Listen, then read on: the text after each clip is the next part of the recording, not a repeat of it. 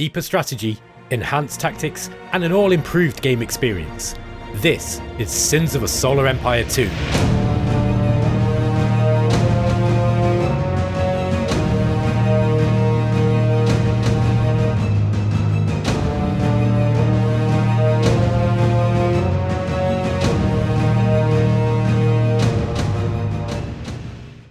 The Sins of a Solar Empire series, culminating in the standalone expansion Sins of a Solar Empire Rebellion, sets a new benchmark for real-time strategy games with its exciting blend of RTS and 4X gameplay.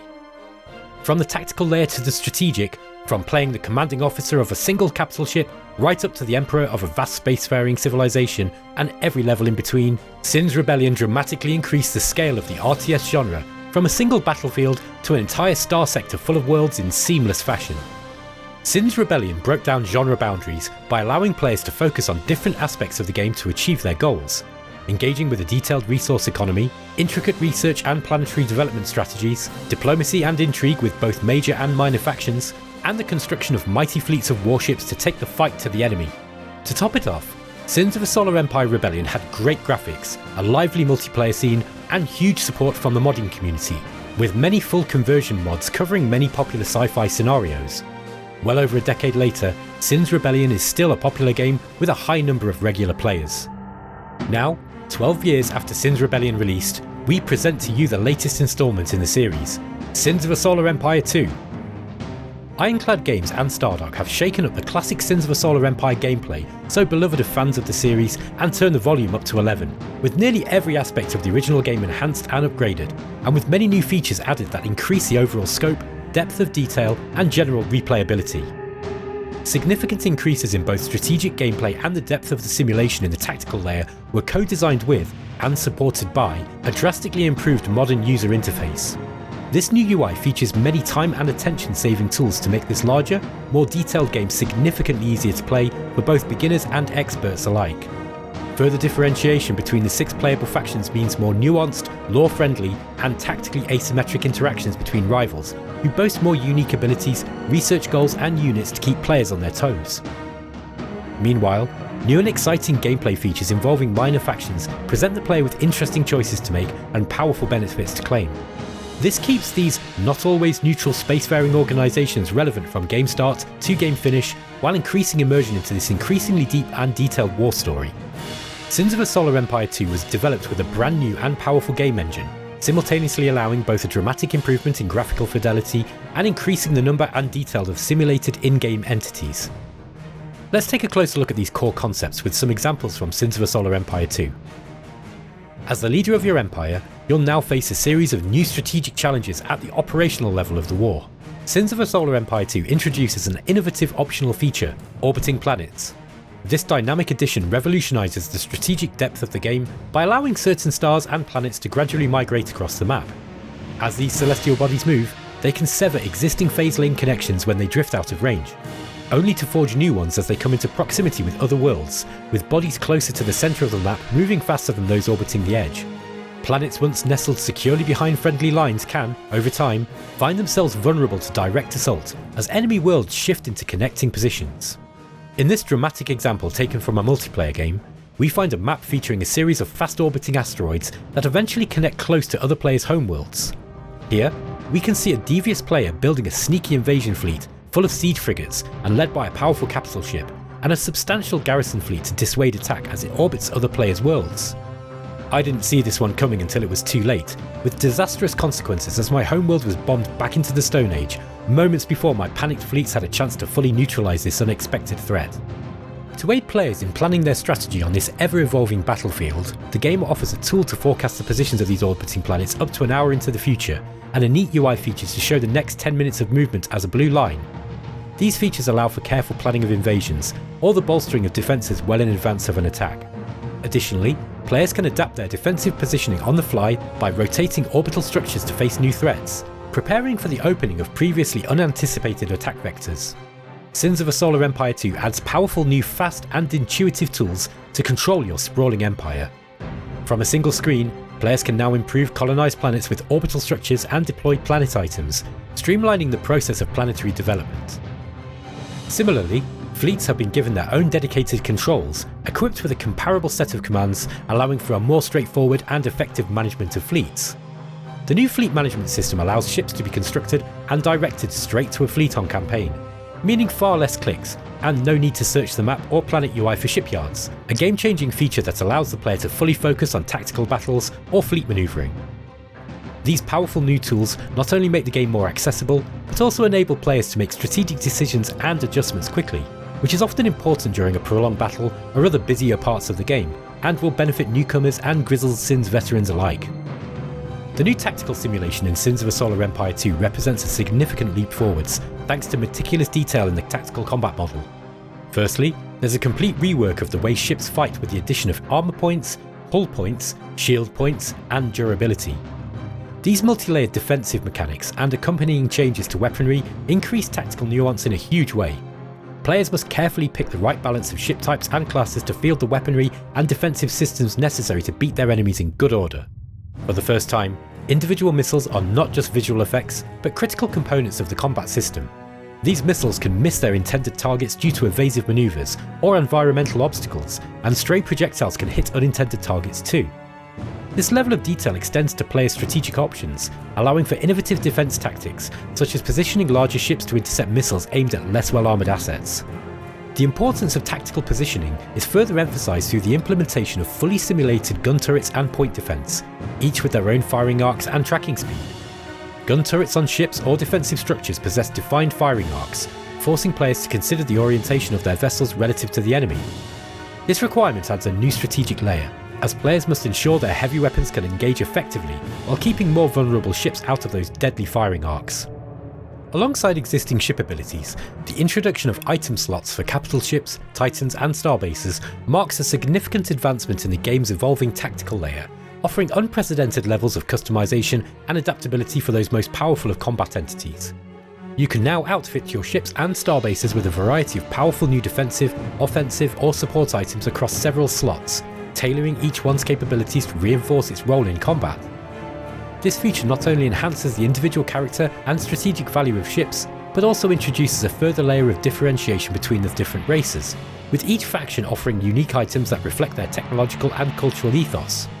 Titans and starbases, two juggernauts of space combat, visibly alter their models based on the items equipped, providing a visual indicator of their evolving capabilities. These customizations enable players to better counter enemy tactics or exploit vulnerabilities in their fleet composition, such as deploying a flak burst against fighter swarms or a radiation bomb to weaken clustered enemy ships. Importantly, ship and starbase items can be swapped in and out, allowing commanders to adapt their strategies to counter specific opponents or to transition smoothly from early to mid and late game scenarios.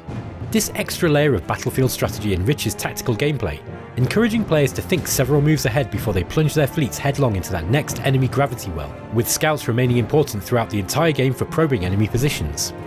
In Sins of a Solar Empire 2, the distinction between the main player races has been further refined to offer distinctly unique gameplay experiences, deeply rooted in each faction's own lore and strategic ethos. This approach plays out through varied game start conditions, tailored global mechanics, economic priorities, and faction-specific research. There are also faction-unique planetary ship and starbase items, and much more, ensuring a gameplay experience that aligns with the race's narrative identity. For instance, the Tech's gameplay continues to emphasise their trade prowess, featuring a unique ability to reallocate trade points to adapt to evolving strategic needs, demonstrating their flexibility and economic dominance. The Tech Loyalists are still a defensive faction and make extensive use of garrisons, defensive fleets with their own supply value and built by ship factories when otherwise inactive. These fleets can travel out to a neighbouring gravity well to either attack or defend against enemy fleets. Meanwhile, when playing as the Tech Rebels, you engage with the seedy underbelly of the sector. The pirate mercenary base enables the hiring of pirate warships to quickly bolster your fleets. In contrast, the Vasari must capture their first planet as they enter the sector, and show a marked disinterest in credits in the early game, focusing instead on the accumulation of metal and crystal. Uses for credits become apparent later, with the Vasari gradually integrating their use into their economy for diplomatic purposes as the game progresses. The Vasari Exodus continue to leverage lessons learned during their nomadic past, and have developed mobile phase resonators to power the Vasari's new unique global resonance system even after they've lost all their planets. The Vasari Alliance, on the other hand, are open to working with the natives to further their own aims. They begin with a clear upper hand in dealing with the minor factions and can build xeno-embassies to further extend their influence in the galaxy. Minor factions now play a more dynamic role in the galaxy, and, once befriended, offer the players various abilities, items and bonuses using a new resource called influence. These smaller, non-playable organisations, from arms dealers to pirates, offer strategic advantages through summons, auctions and access to critical facilities like retrofit bays or pirate boarding crews to grow your fleet en route to the enemy.